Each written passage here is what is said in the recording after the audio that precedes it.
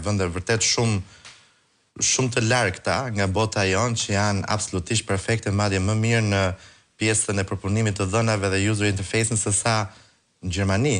Më thënë, janë shumë të avancuar. Neve jemi akoma te formularet e Albanias të viteve, nuk e di, 1997-98. Atëherë kemi përdorur formularet që bën të reload gjithë faqja, po, data entry dhe bën të reload faqja.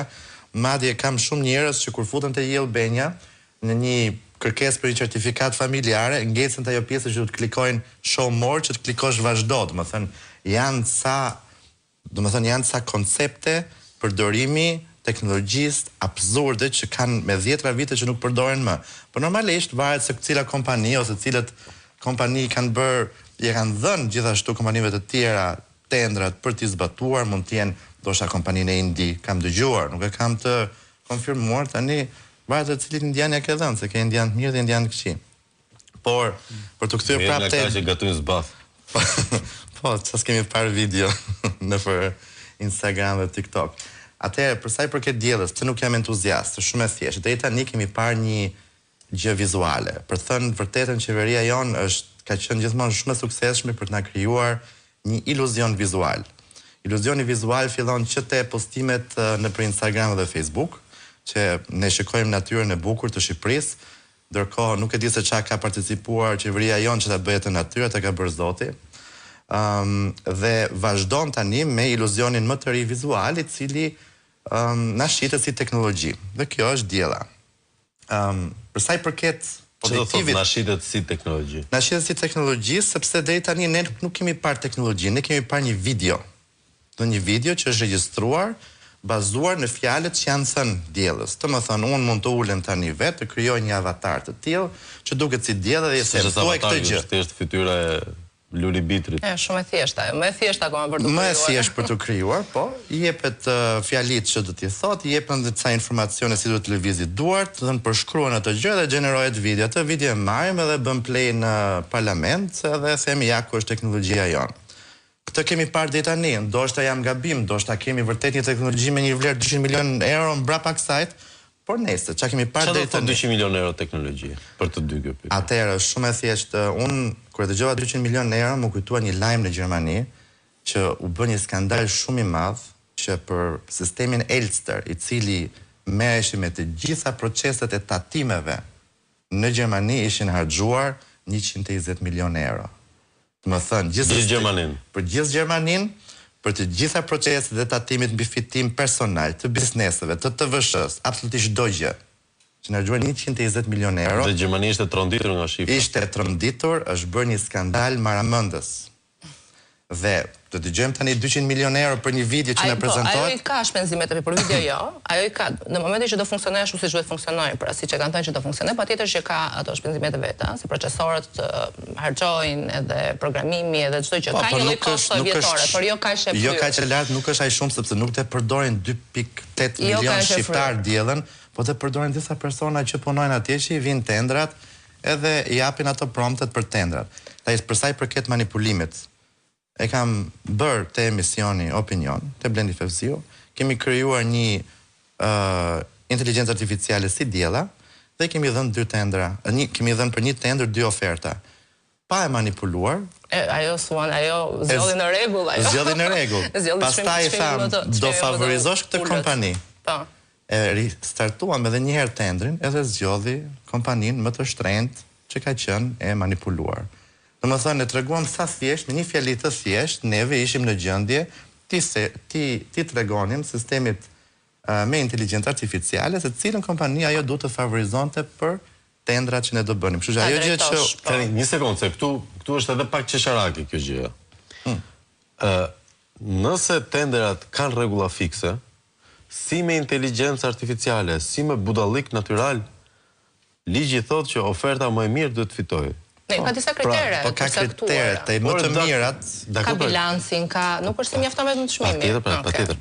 Patjetër kjo, po zakonisht kemi zbuluar çdo herë që një pjesë e madhe e kritereve vendosen për të përjashtuar kompanitë të tjera dhe për të favorizuar një që dihet që ka traktorin me ngjyrë të kuqe, për shembull, dhe jo mjete teknologjike. Pra ato mund të ndihmojë inteligjenca artificiale më mirë se sa një person i korruptuar në qeverinë shqiptare, sepse inteligjenca artificiale nëse përdoret të i jepen udhëzimet që të korruptojë dhe të manipulojë tendrat në një mënyrë të sofistikuar, ajo do bëj më mirë se çdo shqiptar korrupt në qeverinë tonë. Pra nuk do vjedhin më halldupshe. Jo, nuk do vjedhësh më halldupshe, do përdoren argumente.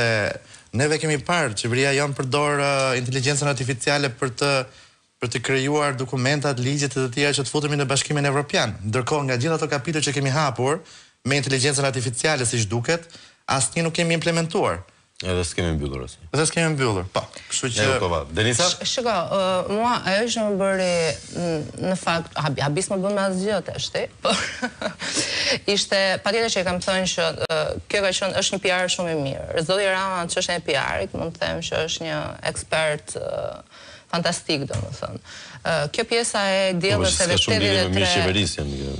Kjo pjesa e diellës edhe 83 fëmijëve, domethënë nuk e di se u më ktheu bek në kohë ku ajo gruaja e punësuar shikohet vetë e punësuar. Gruaja e shtëpisë apo gruaja në vetvete shihet vetëm ai personi që duhet të bëjë fëmijë. Edhe sapo na e dhan këtë imazhin e diellës se do bëj 83 fëmijë të tjerë. Sa e shëmtuar ishte kjo dhe mbi të gjitha arsyeja pse do krijoheshin këta 83 fëmijë të tjerë të diellës. Unë e pash totalisht sikur nëse kjo që do funksionojë, zoti Rama përveç faktit që do të centralizojë një Shqipëri të tërë, për tani është duke u marrë totalisht për të centralizuar nga brenda partinë e tij. Pra praktikisht ajo që u tha, që do jetë një asistent për të 83 këta deputet të Partisë Socialiste, dhe unë nuk pash të përmendej patjetër, nuk pash të përmendej opozita asgjë kundi. Pra në momentin që ti krijon një teknologji dhe kërkon të krijosh asistent që do të ndihmojë në një lloj forme parlamentin, pra duhet të jetë totalisht gjithëpërfshirëse.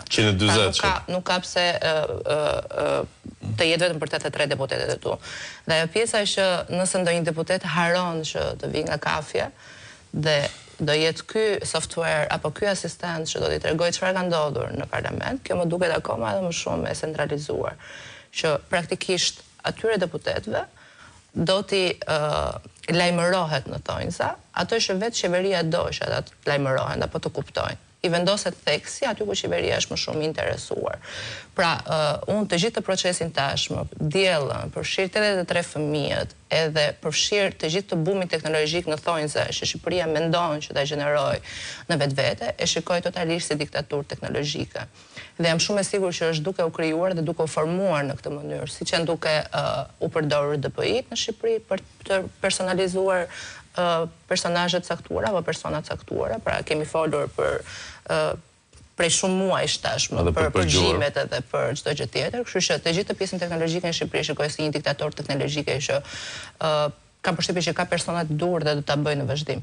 Pra do jemi të monitoruar dhe do jemi në një lloj forme ose mund të them ata individ që ndoshta kanë dijen më të vogël, nuk do ta kuptojnë asnjëherë edhe zgjedhjet që do bëjnë. Pra do jenë kaq të manipuluar nga informacioni që do t'i jepet, saqë kur të zgjohen nesër për zgjedhjet e tyre që do bëjnë, si politike apo zgjedhjet e tyre të përditshme, do mendojnë me vete që e bëra unë, e kam menduar unë këtë gjë, apo dikush tjetër më ka induktuar. Dhe kam përshtypjen që kjo do jetë e gjithë forma që kjo qeveri po përdor apo do përdori për krijimin edhe